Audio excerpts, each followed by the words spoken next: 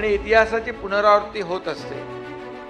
History repeats itself, म्हणजे आपलं ती काही म्हण आहे की इतिहासाची पुनरावृत्ती घडवण्यासाठी आपल्याला काही नवीन नवीन करावं लागतं. आणि म्हणूनच आज आपण इतिहास पुन्हा घडवतोय स्थानिक लोकाधिकार समितीचा, स्थानिक लोकाधिकार सेना महासंघाच्या माध्यमातून. त्यामुळे आपण शेवटी ही स्थानिक लोकाधिकार समिती म्हणजे आता पूर्वीची आणि आता आपली स्थानिक लोकाधिकार सेना, या सेनेने जे काम केलेलं आहे ते काम आपण पाहिलेलं आहे. तेव्हा आंदोलनही आपण पाहिली की मराठी माणसाला तेव्हा मोठमोठ्या कंपन्यांमध्ये, बँकांमध्ये, रेल्वेमध्ये, ऑइल कंपन्यांमध्ये अनेक ठिकाणी नोकऱ्या मिळत नव्हत्या.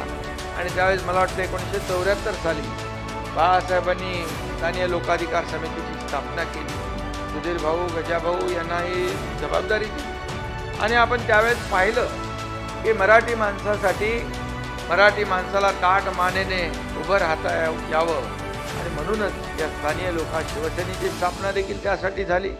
परंतु नोकऱ्यांमध्ये मराठी टक्का वाढला पाहिजे, मराठी मुलांना नोकऱ्या मिळाल्या पाहिजे, यासाठी स्थानिक लोकाधिकार समितीने जे काम केलेलं आहे ते आपण पाहिलेलं आहे.